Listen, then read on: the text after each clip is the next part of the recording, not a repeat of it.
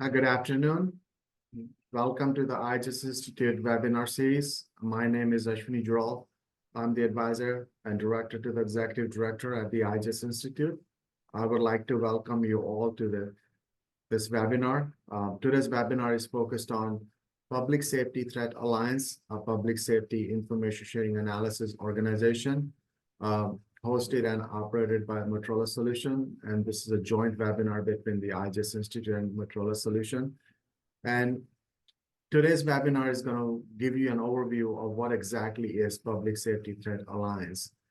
Before we get started, I would like to ask Maria Cardialos, the Executive Director of the IJIS Institute, to make some opening remarks before we go into the content of the webinar. Maria? Wonderful. Thank you, Ashwini. I welcome you all to this event. I appreciate your taking the time to address and to learn more on what is a very significant topic in our society. I don't want to take a lot of your time, but I'm just going to spend 2 or 3 minutes on giving those that may be new to IJIS a little bit of an overview of what we refer to as our collaboration network. The members of that network over a 23-year period represent public sector justice practitioners, health practitioners, school safety individuals, infrastructure security individuals at the federal, state, county, local levels, as well as private sector, academia, policymakers, and so many other individuals that collectively make up the group component that is our collaboration network and that so richly support the communities throughout our nation. Over the 23 years that was originally seeded by the Department of Justice, Bureau of Justice Assistance, our focus has been to not only improve the quality of life within our communities, but more focus on the policies, the processes, and operational priorities, and to do so in a manner that data sharing, which is so critical to us all, is done so via technical standards that enable efficient and effective and secure data sharing. Of course, the focus of today's session is about the security of the data and our networks. So you'll hear a little bit more of that specific topic. But I do want to make mention that over the 23 years that our objective is to bring collaboration to the forefront, to bring together the diversity of our community, and to learn more from each other and to understand what are the priorities that collectively need our support, our skills, the services that as an organization we can provide, and those of our members. This collaboration and partnership with Motorola Solutions is a perfect example of that. They bring to the table skills that you will learn more about, and the IJIS Institute is there to support both the public sector entities at those federal, state, county, local levels, and the private sector entities and members of the rest of the community. So we hope and anticipate that you will find great value to the discussion today. I would love to have the opportunity to spend a little bit more time with all of you in the future to tell you a little bit more about our services, our history, our many accomplishments. And I would urge those of you to visit our website in order to learn a little bit more, but I don't want to take up time on what is a very critical topic in a short span of time. So I'm going to pass it back to Ashwini as our host and let him continue the show. Thank you, Maria. So as Maria said, we will encourage you to actually visit our website. But going back to the topic of today's webinar, when we talk about Public Safety Threat Alliance, our goal here is multifold, is to not only give you an overview, but also encourage you to actually join this network of professionals to share information around the cyber threat landscape and also lesson learned and best practices so we can collectively work together to protect our public safety network, because that is where the value of this alliance is. And we will also be sharing a really exciting news at the end of this webinar as a value add. So folks who have joined will be the first one to hear this from us. So also, before I hand it over to Jay and Tyler, I just want to make sure that if you all have any questions, please enter those into the Q&A. Alex McAdoo, who is also on with us, will be facilitating the Q&A session with us. So if you have any questions that you would like our panelists to answer, or even I just have to answer, please enter those and we'll try our best given the time frame to answer those questions. If we're not able to answer those questions during this webinar, we'll make sure that we actually get back to you with an answer to that question. So with further ado, I would like to introduce you to our panelists today. Jay Kane, he's the director with the Motorola Solution, and Tyler Broadbeck is the threat intelligence manager with Motorola Solution, and they both are, I would say, a key partner to IJIS Institute Public Safety Threat Alliance, but also the keeper, moderator, and the brains behind the Public Safety Threat Alliance. So with that, I will turn it back over to Jay for you to give our audience the overview of the Public Safety Threat Alliance. And Tyler.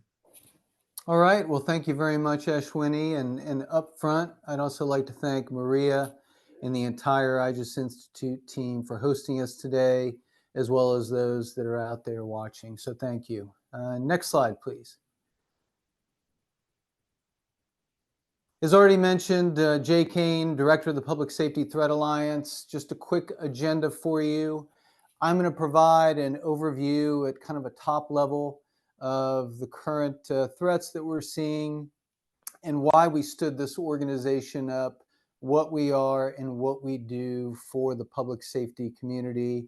And then I'll turn it over to my colleague, Tyler Broadbeck, who will provide more detailed analysis and insights into the threat landscape as it pertains to public safety, and particularly using 2023 and even what's been an active start of the year thus far, even though we're just in February, and then we'll answer questions after that. Next slide. And next, please. Okay, when it comes to threats to public safety, again, at a very high level, as we look at it, it's all about maintaining availability of emergency communications, as well as confidentiality of key data as well. And with that, from a threat standpoint, last year, a very active year, and we've really seen this the last several years, and based on our analysis over the last 5+ years, seeing a significant increase in 2023. And I think also, and Tyler will go into a little more detail, also started to see an increasing impact, a negative impact to that availability and protecting data confidentiality in public safety, to include computer-aided dispatch systems being disrupted, call handling, and then the sensitive data exfiltration as well. The other thing we see, and all for the good, as we look across public safety, is an increasing networking and capability at our 911 centers, being able to receive texts, video, photographs, to better inform those first responders before they get on the ground and get to the site of an emergency. All certainly for the better for us as a community and us as constituents. But with that, also being mindful that increased networking, connectivity, and really the systems of systems that take to run such systems introduces inherent vulnerabilities as well, and cyber risks that we want to make sure that the community is aware of too. 911 centers, because of that critical data that they're handling more and more, are almost coming closer to data centers than just pure call centers. And then even in the land mobile radio space, still we look at them as secure systems by and large, but oftentimes can only be a firewall away from a more general enterprise network at a municipality that may even touch the internet at points. And so very important that we're cognizant not only of the threat, but also the inherent risks within our networks as we provide more and more services to our constituents and further arm our first responders. Next slide, please.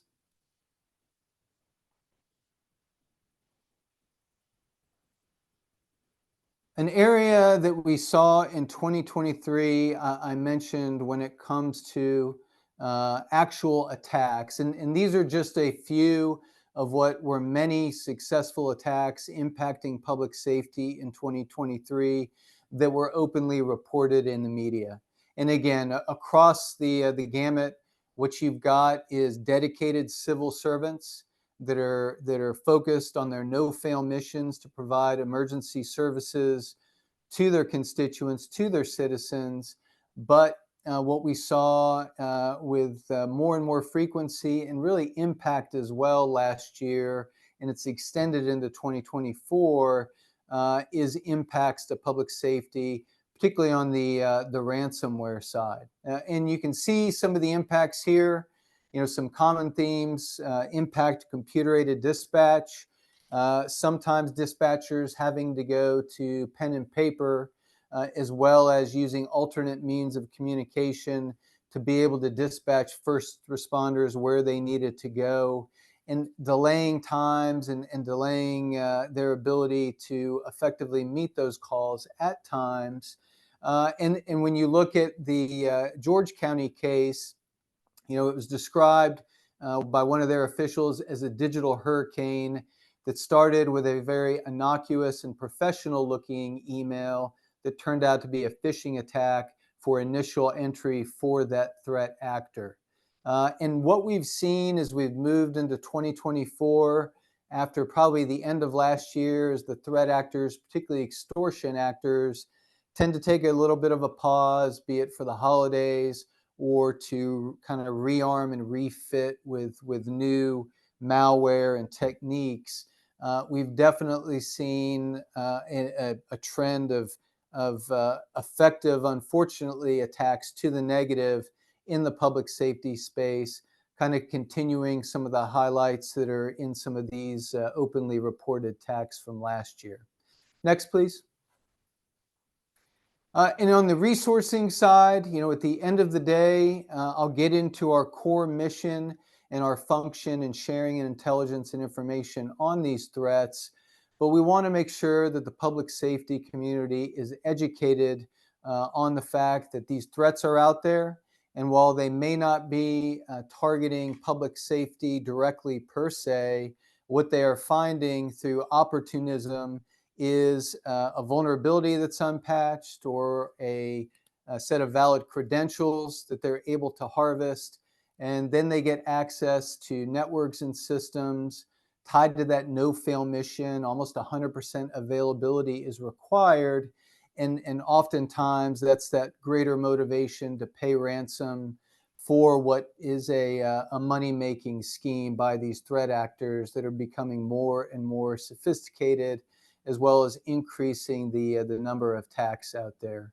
Ultimately, we want to make sure that folks are aware and able to be aware of these risks, and then take the appropriate steps when it comes to addressing these risks as well, and understanding that thoughts of maybe from the past that public safety emergency communication systems are set and forget, or they're walled gardens that you know, generally safe unto themselves, that folks need to get that out of their minds, and instead you know, take a look at the threats that are out there and balance the risk with obviously what they've got to do with their day-to-day missions, providing services to their citizens. In terms of the no-cost resource side, and I'll get into us with that segue, but I did want to point out the Cybersecurity and Information Security Agency cross-sector cybersecurity performance goals that they first put out last year. These are threat-informed. They tie to the risk management framework. And if nothing else, it's a rather easy to read and understand checklist and focus. If organizations do nothing else, they should take these steps to better improve their cybersecurity posture. The other is the multi-state ISAC, along with other information sharing and analysis centers, or ISACs, out there, that is focused on sharing threats and intelligence to state, local, territorial, and tribal governments. We've got a formal relationship with MSISAC. And from our end, I'll get into what we do exactly, but we are focused more narrowly on those threats to public safety, emergency communications, cyber threats land mobile radio, computer-aided dispatch, call handling, and our 911 centers or PSAPs out there. Next slide, please. And as far as our mission is concerned, so as we looked and we engaged over the last several years with our customers, with counterparts at the federal and state levels, it was clear that while there are those information sharing centers or ISACs for about every part of critical infrastructure, there was no one and there was no info sharing organization focused narrowly on public safety and public safety emergency communications and the cyber threats to the same. So that's why we stood up the PSTA and we registered it with CISA as an information sharing and analysis organization. One of the questions I often get as we go around and talk to folks is, well, what's an ISAC and an ISAO? What's the difference? So very slight in that the ISACs, typically nonprofits or public sector entities, they were formed, started late 90s based on Clinton administration executive action ahead of the Y2K preparations. And then in 2015, the Obama administration issued an executive order to further public-private information sharing and establish the concept of an ISAO, which a private sector company that has equities and expertise in a critical infrastructure space could establish. And so that's what we've done. But in terms of our functions and responsibilities, it's really the same as an ISAC. It's just that we're a private company. With that, we currently have just hit this week over 1,000 public safety organizations as members. And I'll get into the different membership tiers that we have. All are no cost. All of our services are no cost as well. And we don't require in any way, shape, or form that an organization is a Motorola Solutions customer. We're truly looking at this for the public good. And again, why we did this at no cost. Next slide, please. This is just a 30,000-foot level of the PSTA. In the middle is really where Tyler and his dedicated threat analyst team reside with our threat intel platform. And we take in from multiple sources, which are on the left, to be able to provide finished intelligence and actionable intelligence to the public safety community. From the top left, we kind of put our money, or excuse me, our intelligence where our mouth is when it comes to this initiative. And we do ingest anonymized data, credible threat data from our ActiveEye managed detection and response platform that monitors public safety and other enterprise networks worldwide.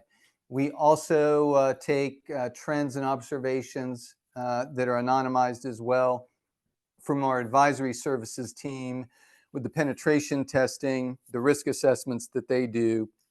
And then going further down, we work with government entities. I mentioned we've got formal agreements in place with CISA and the Department of Homeland Security to include automated feed sharing, bidirectional between us and them. And what we're working on as well as we work to make this a global organization is establishing similar formal relationships, really focused on the Five Eyes countries, particularly Canada, the UK, and Australia as we move forward. We work with other ISACs. I mentioned the multi-state ISAC is a key element in all this.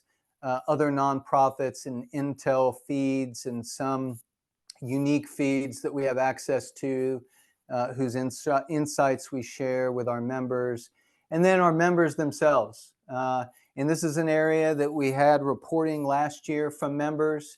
It's not mandatory. It's certainly encouraged so that, if a small community in Tennessee gets hit by ransomware and they've got something that they can share with this trusted community to better protect, say, a large municipality in Virginia, then we want to be able to facilitate that, because ultimately we're all just an IP address away from getting hit by these actors. And so we are committed to establishing this neighborhood watch for public safety. And again, we don't require the reporting. We'll do it anonymously, however that reporting agency wants, but it's an area we want to build on as we move forward into 2024. Next slide, please. And this is just a quick overview of the products that we put out, which from my background and experience, rather foundational products. Again, all at no cost, and I'll talk through some of the services as well that we provide. And the other two is in the lower left, you'll see the link that you can go to, motorolasolutions.com/PSTA or /PSTA, that takes about 30 seconds to a minute, and that'll get you enrolled and get the information and intelligence flowing, which leads me to our different membership tiers next, please. And we've got 3 different membership tiers, all or no cost.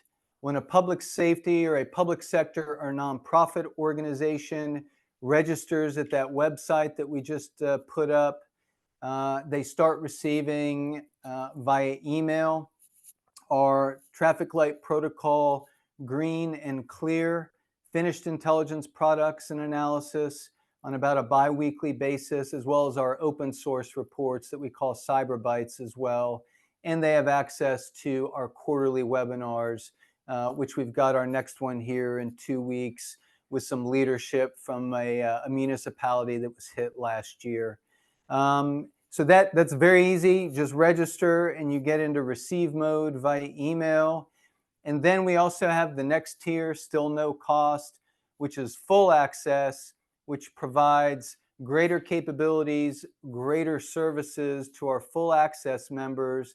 No cost. We just ask for an organizational level information sharing agreement, which we will provide, that really just focuses on protecting privacy, data, as well as adhering by the traffic light protocols. And once we get that, we onboard onto our platform. You see the iPhone or mobile app there in the lower left.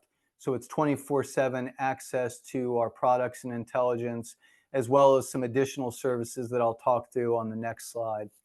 And then last there, strategic partner, our newest membership tier. We have opened this up to private sector companies, again, still at no cost, that are wanting to join this community and to share their insights and intelligence as well to help better protect as we move forward. And again, same as full access in terms of the services that I'll get into here in a second. And it really starts, particularly for public sector organizations, with that registration via the web link I just showed. And then my last slide before I turn it over to Tyler, if we can go to that, please. So this is just some of the full access kind of products and services. I'll just touch upon a few. In the last week, we actually rolled out our automated indicator feed that's narrowly focused on threats to public safety. We provide that via a Styx taxi format for those organizations that are able to ingest the same into their environments. No cost, and we just rolled it out. And again, just that information sharing agreement, once that is in place, we're able to share that intelligence with you, machine to machine. The other is we've got a dark web monitoring service that we provide no cost for our full access members, where we get their domain name, with them asking for sign up for this service.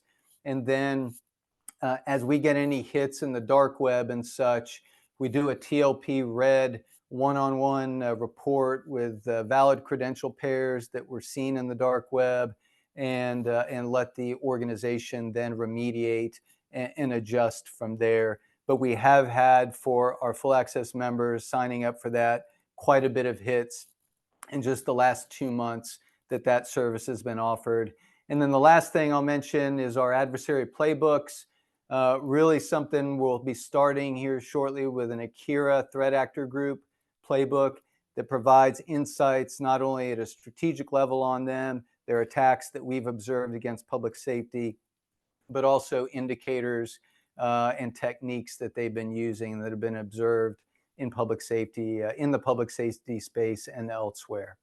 So that's my my overview, not only at the threat, but also the Public Safety Threat Alliance, why we came about, what we provide, and what we do. Ultimately, a public service for the public safety community. And I'm honored to hand it over to my colleague, Tyler Broadbeck, who'll provide some more in-depth analysis and takeaways on the actual threat landscape itself. So thank you. Tyler, over to you. Yeah, thanks, Jay. Hello, everyone. My name is Tyler Broadbeck, and I manage the threat intelligence team for the Public Safety Threat Alliance. Brief little bit about me before I get into things. So I've been with Motorola for over 5 years now, came on board to help stand up the threat intelligence program in our products and services area. And before that, I was working at cybersecurity vendors, doing the threat intelligence work for large organizations as well as small independent firms, as well as I got my overall intelligence background from the U.S. Army, where I served as an intelligence officer and a psychological operations officer for 7 years. No longer in anymore, though. So let's get into, Jay did a great job of explaining what the Public Safety Threat Alliance is and a bit why this is such a big problem, why public safety agencies are in need of a little bit of assistance, especially being a little smarter, a little more prioritized in their actions as they have such a large mission. And cyber threats are definitely a hindrance that has been causing quite a stir in the across not only the United States, North America, but globally. And so when I came on board 5 years ago, it was working with the actual engineers who were developing the different tools that are being used by police officers, firefighters, your 911 operators, your rescue crews, all the different tools in their toolkits to be able to communicate with each other, have better informed decisions, keep track of their locations, and just get as much data and intelligence as possible.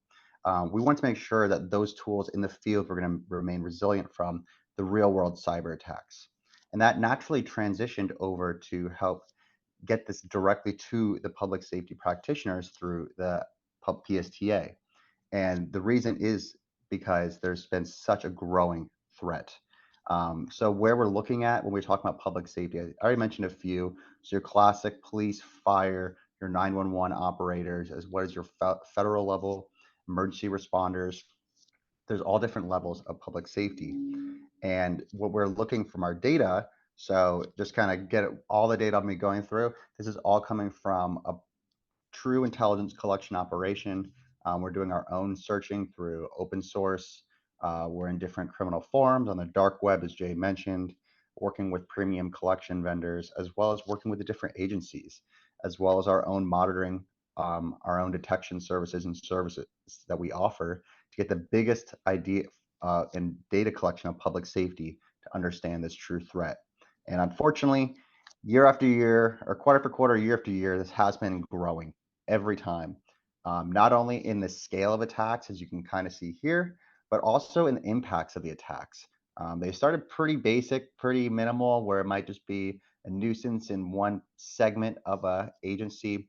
However, now these attacks are shutting down entire agencies.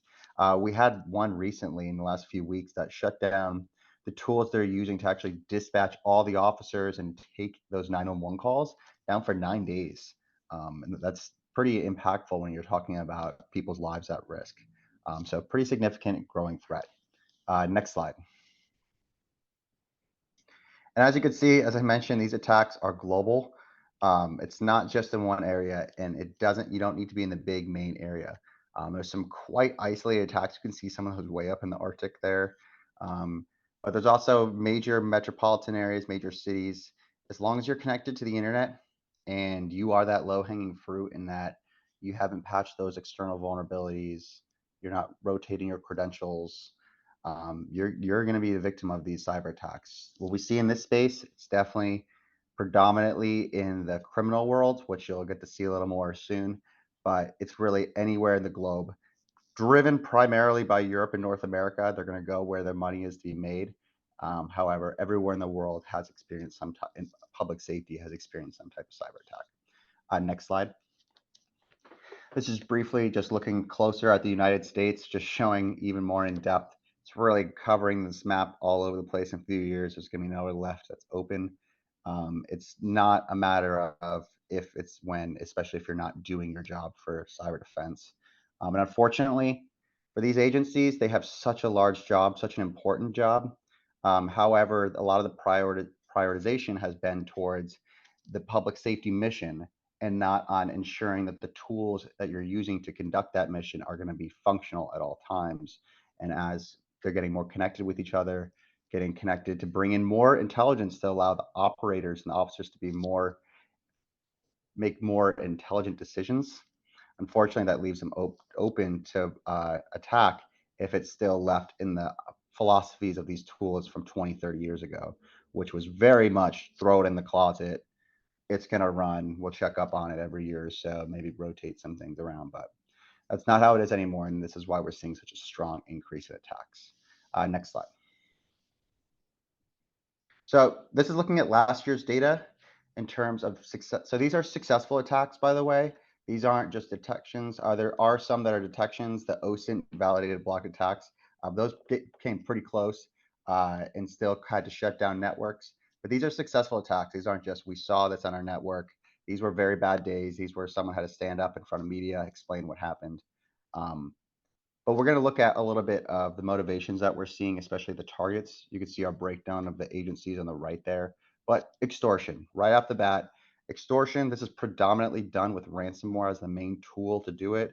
However, there's been so many different additional pressure points, such as data exfiltration and using the data against you, contacting local media, actually mimicking your exact website and putting all the leaked data on it with just a simple typo squat away to be able to get citizens to fall onto it.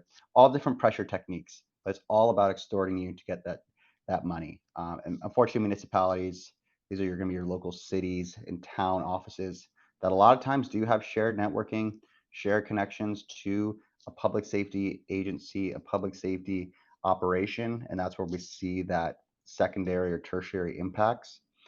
Because of all the operations they run and a lot of times different services, they do fall victim quite regularly to these attacks. That's just how it goes. It's not enough resources to be able to fight the mission with too many hats to wear, which is pretty common, which is why we're trying to help prioritize. And I'll show how we're help prioritizing that. The network compromise. So these are individuals called initial access brokers. So we're seeing this pretty heavily in the public safety space because, as you could imagine, when you're going to target police officers, especially federal police officers, federal agents, it's pretty risky. Those are the exact individuals who could actually arrest you and send you to jail. And so a lot of individuals have found success where they're actually just getting that initial access, getting good credentials that are genuine, or establishing some type of backdoor persistence where they're able to sell that off to other extortion threat actors or data theft actors. So they're stopping in the early phases of the attack. This is what's been really facilitating the growth in this last year, as it's allowing cadence to be much faster by criminals because they can just simply acquire access. They don't have to do the process of gaining that access themselves. And in the public safety space, a lot of this access does go for more expensive than other networks, especially when it's talking to the federal space and there's access to more sensitive data. The DDoS, this is pretty standard distributed denial of service attacks. These are all hacktivists, basically. In 2023, this was almost entirely focused on Europe due to support of Ukraine against Russia. So a lot of Russian hacktivists or pro-Russian hacktivists were trying to hit anything in a target area within Europe countries that were friendly. They also used to hit United States and Canadian organizations. However, these attacks are pretty minimal in their impact, but they are definitely a nuisance, especially when they have come close to impacting radio communications that are using more broadband means to communicate. And then data breach, you can see it's pretty spread across the board. But federal, as I mentioned, everyone wants to spend more for top secret, sensitive, cool data, even if it might not have much in it. But if it says top secret and it's from a federal agency, it goes for significantly more on criminal forms. So we definitely see a lot more threat actors more inclined to steal that kind of data that might be a little more juicy to the cyber criminal world. Next slide. So looking at overall 2023 observations, and it really are continuing with the trends of the years, which are always, it's getting a little worse. And that we're seeing attacks used to be like once every 5 days, once a week. Now we're seeing attacks every day. If not now, this year, we're getting up into the cadence to match that, if not a little more. But while we're not just seeing the overall increase in cadence, you can see in the bottom left graphic, and what we're really starting to see this year is these attacks are starting to now really hit the impactful parts of these critical infrastructure, the emergency services. It's not just knocking out email and phone lines. We do see that all the time, but now we're seeing an increase in uptick of 911 systems being down, the key services that is going to dispatch officers, your radios to talk to each other, these systems that must maintain operational for smooth and safe emergency services. This is where we're starting to see some impacts because it's set forget philosophy when we're starting to bring much more advanced tools in play, and they're just plugging them in and treating them the same, and it's not the case. These attacks are prominently led by financially motivated individuals. Because if this is how you're making your money, you will be the one getting up earliest, staying on the latest. But hacktivism is driving, and these attacks, as I mentioned, are starting to get a little more impactful in their overall impact, even though their scale maintains about the same, but been pretty consistent over the years as we're now multiple years into this war. Next slide.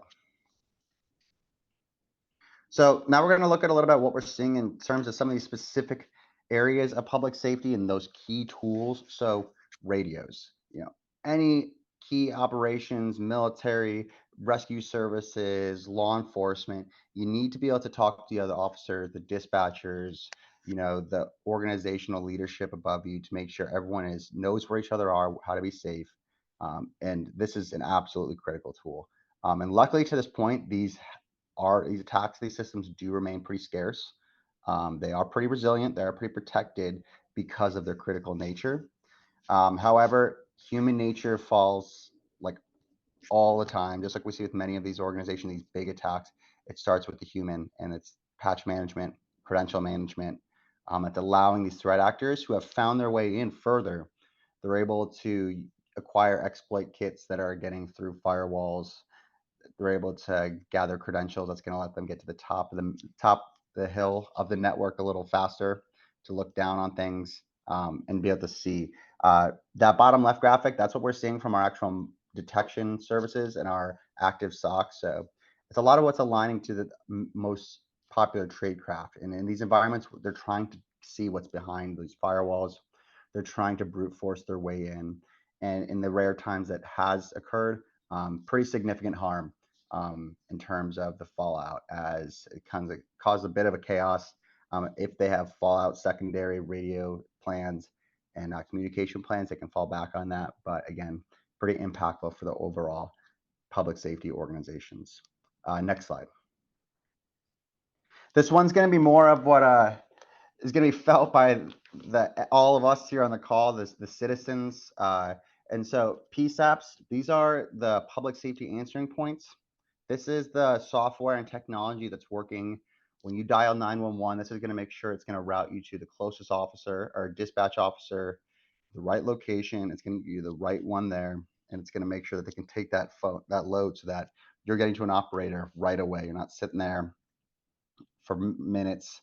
It's going to get you to the right place. So obviously a key piece of technology that's got to work. You got to be able to call 911.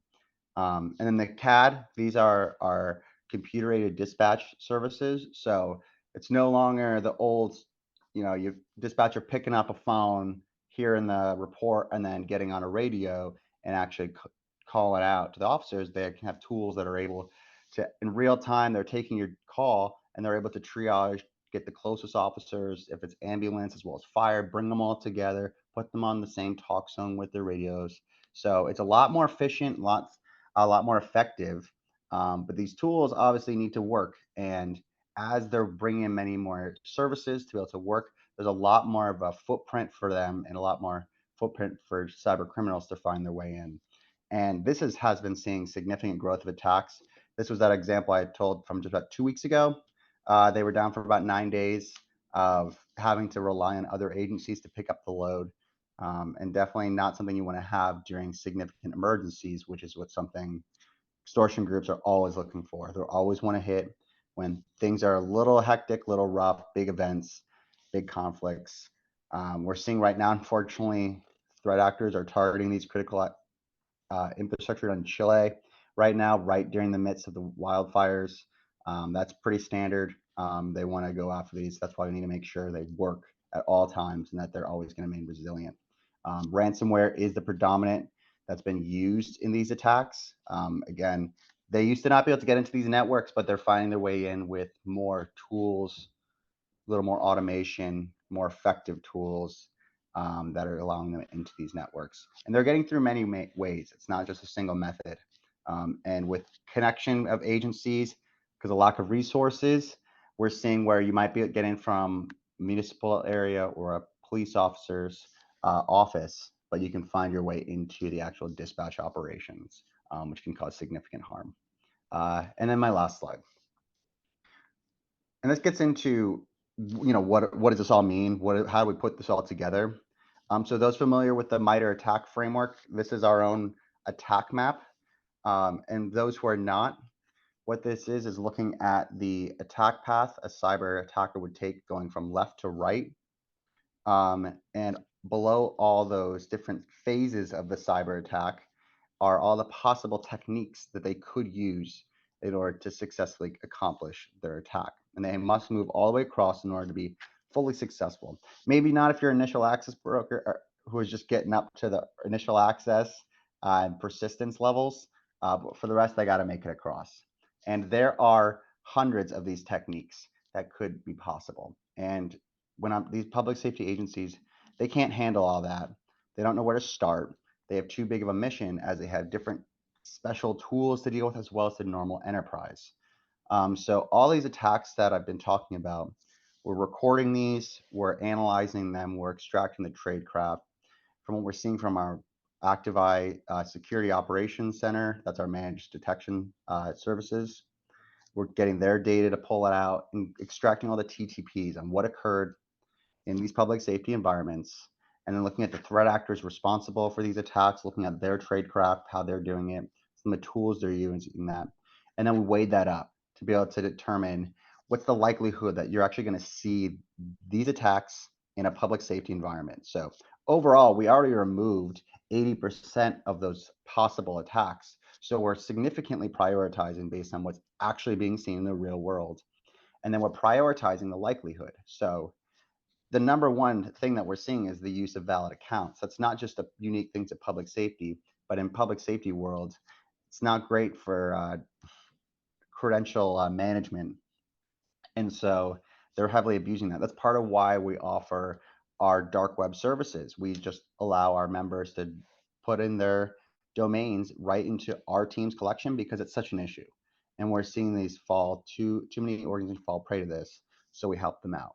Another means, so Jay had mentioned the CISA cyber performance goals. So they do a great job of laying out, here's how you can mitigate this specific technique. But we actually went a step further and prioritize that and triage that based on what we're seeing in the real world from the last 2 years of our data to be able to take that to come up with, here's your workbook of top to bottom, here's the most relevant thing we're seeing in public safety. This is how you can defend it, how much it's going to cost you, how technical you need to be. And so it's all part of helping these individuals who are doing this great mission to help serve the public and helping make their jobs a little easier because they're wearing a lot of hats. They are the IT guy, they're the radio guy, they're also going to be doing management at the actual towers all over the place. They got a lot of things to do. They don't have a big team and a lot of funding. So we're just trying to get them the proper intel and we're always driving to make this a little deeper, but it's all about making it prioritized for them and something that they can actually take and run with because they don't have time to sit there and have a nice read and enjoy it. And so we're always trying to make it a little further. And we do automate this up So the organizations that are, because there are plenty of public safety organizations that are highly mature when it comes to their cyber defenses and cyber means. So we do have an automated Styx taxi feed. We're significantly growing out that, again, all custom to public safety and grown out to help make it a little more prioritized, less work on their end to deal with. So that's what I have to present. Thank you all. We can take any questions at this point.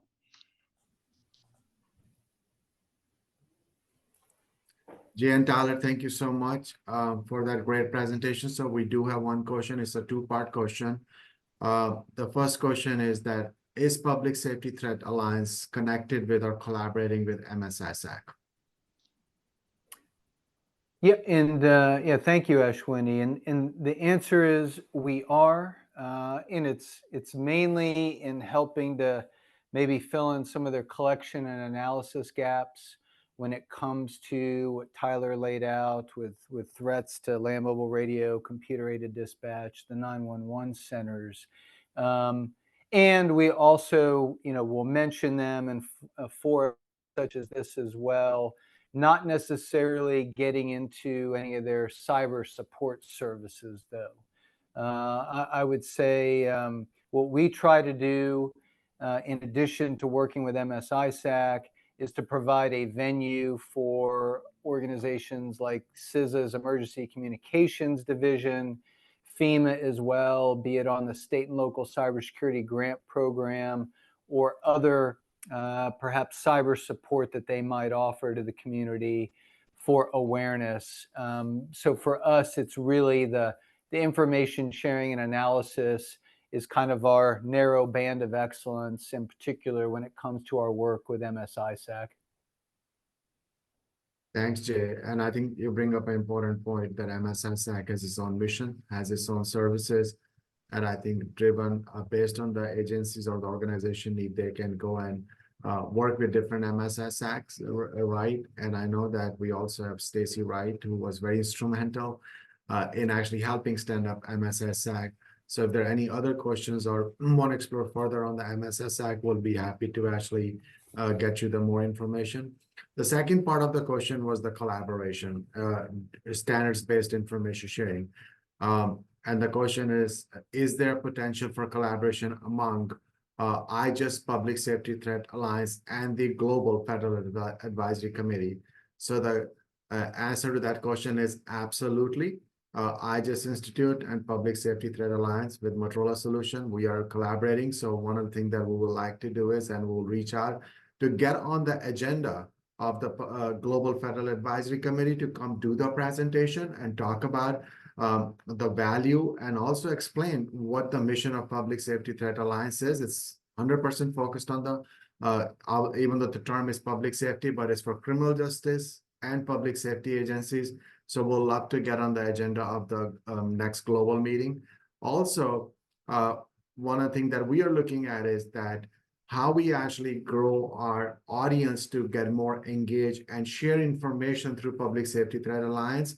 So one of the things that I said earlier on that we have an announcement to make. So one of the things that I'll just share with all of you that the announcement is that IJIS Institute, in partnership with Motorola Solution through Public Safety Threat Alliance, will be actually issuing a monthly finished intelligence report. If you're interested, please sign up. So we are doing a press release after this webinar announcing this product. It's a great report where it will be in your inbox. If you sign up, you can see on monthly basis what the threat landscapes looks like, also what the different detection methods are. And in addition to what Jay and Tyler said, their bi-weekly briefs, their weekly briefs, depending on how you sign up. So our goal is to put more information and share with you what the cyber threat landscape look like. So Jay or Tyler, do you have anything else to add about that Intel report? I'll turn over to Tyler in a second. I would just say we're excited for the partnership because ultimately, again, this organization is intended as a public service, and we want to get the word out, get it into the hands of practitioners, and work with this trusted community that is the IJIS Institute, that is the membership base, with certainly overlap with the PSTA, And so excited to do that and engage the Global Advisory Committee being a part of that as we work to, again, kind of help to lift all boats when it comes to cybersecurity, both insights on the threat as well as mitigations moving forward. And Tyler, anything? Yeah, I would just say that while our reports are obviously going to be focused on public safety, we do have a heavy focus on cybercrime. That is definitely our heavy world. So there's a lot of great intelligence in terms of indicators, detections, and just overall tradecraft information on a lot of cyber criminal groups that we're seeing that might be relevant in your space as well. So definitely can be used in a lot of different ways. Thanks, Tyler. Thanks, Jay. So the next question is, how do local agencies connect with Public Safety Threat Alliance when services are needed, and what is the cost? Yeah, absolutely. And I think the easiest way to reach us is via the link in the slides to register, and it's motorolasolutions.com/PSTA. And that will get the process started for receiving our biweekly emails.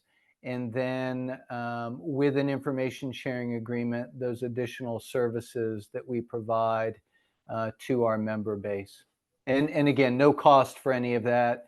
And it's the same services that the services that we provide, thank you, are right there. And there's the website. That's the easiest and quickest way. Go to the website and register. And then we can always continue as we continue to send threat intelligence, our biweekly reports.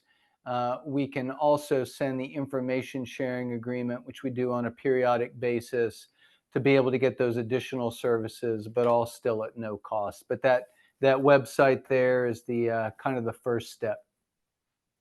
Yep, Jay. And I will also add, everybody on this webinar will be receiving the email also after this webinar with that announcement. So we've also added the link in the actual press release.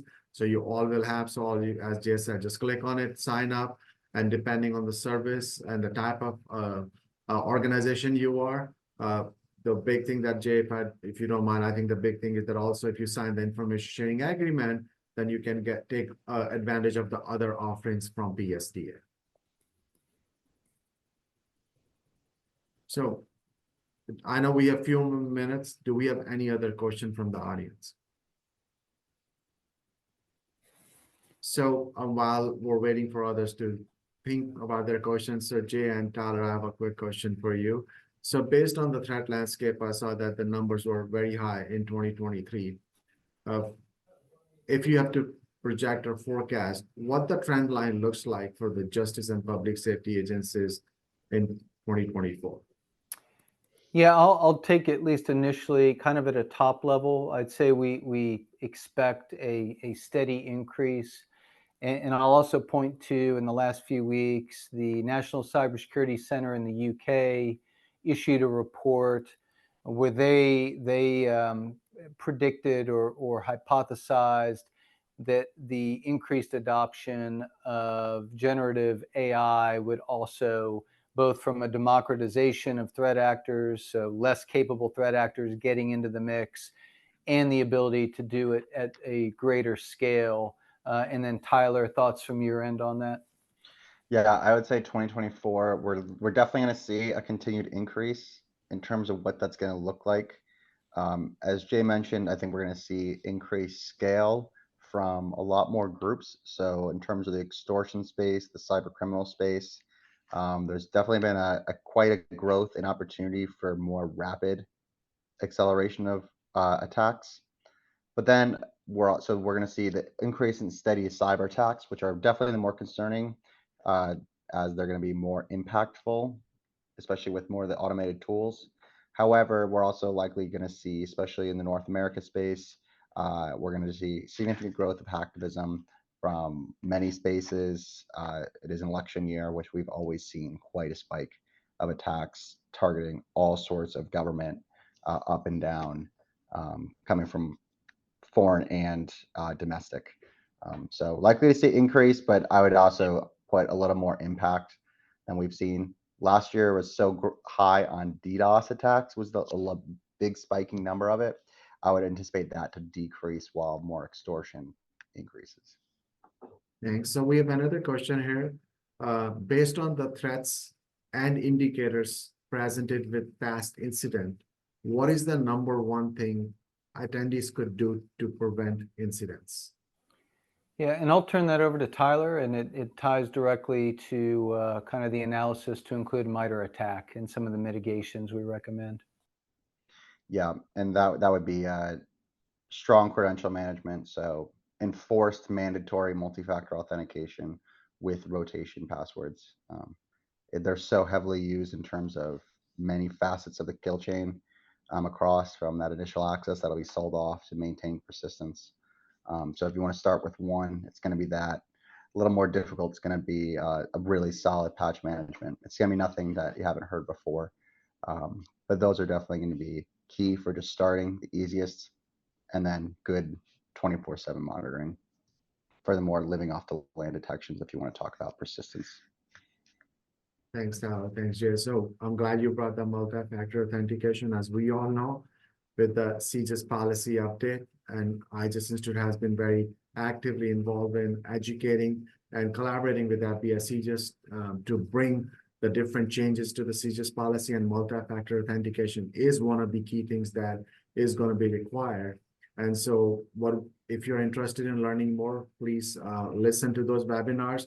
And we're also planning to do a separate webinar on just talking about multi-factor authentication, because now we've talked to the private sector and the government agencies. We know there's a lot of confusion around MFA, how to go about implementing. So we're working with, of course, Public Safety Threat Alliance, working with FBS CISA, and also working with National Institute for Standards and Technology, also known as NIST, to bring what are the standards-based approaches and why MFA matters. So please stay tuned for that, and we'll definitely put something around. So in addition to this, Jay and Tyler, one of the things that I want to ask is that you talk about patch management, right? And we know that 60% of the criminal justice agencies are like either mid to small size.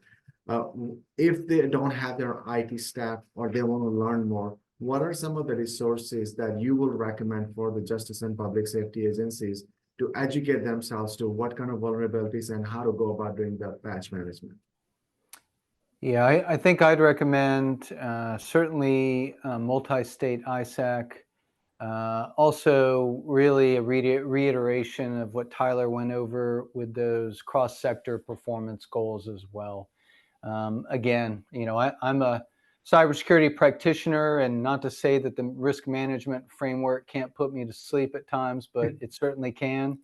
And I think what CISA has done by focusing on kind of in simple language, if you do nothing else, do these things, I think they're very helpful. And ultimately, as a practitioner and a user of intelligence for most of my professional career, ultimately, it just helps to hedge your bets against those most likely dangerous threats. But obviously, you can't and you shouldn't try to protect against everything. Tyler? Yeah, in terms of patch management, you really have to make sure you understand exactly what your perimeter is and what all your devices are. You have to know what you have. And if you can prioritize kind of the sensitivity of if one of those things were to be vulnerable, how bad would it be? As in, how connected to the internet is it? How many users? I mean, making sure you're prioritizing there. I know that there's a lot of things to be covering, but make sure you're aware of that. Make sure you're heavily tuned into the CISA known exploited vulnerability list, that they do a great job. That should be your, if you see something there that you haven't patched, you've kind of missed it, but at least you should make sure that that's your alarm bell to make sure that's patched immediately, because you know it's actively exploited. But you got to know what's out there and make your list of kind of what you see as the most sensitive to lowest sensitivity. And that can at least give you a starting place if you don't have all the time in the world to be patching systems and servers. So thank you, Jay. Thank you, Tyler. Thanks for your time and also taking time to explain the value of Public Safety Threat Alliance. I will also encourage the audience to actually, again, visit IJIS website, also we have a cybersecurity working group. If you're interested in joining, please join as a member. And also we're putting a lot of work products out there to raise awareness about this issue and some of the solution. So we'll encourage all of you to join and keep at least sign up for IJIS briefs in your email. So if you want to reach out to me or Alex or anybody, please reach out. And I know we're almost at our time here, but thank you everyone for taking time to attend this webinar. And we will be reaching back with the press release and link to sign up for the Public Safety Threat Alliance. Thank you very much.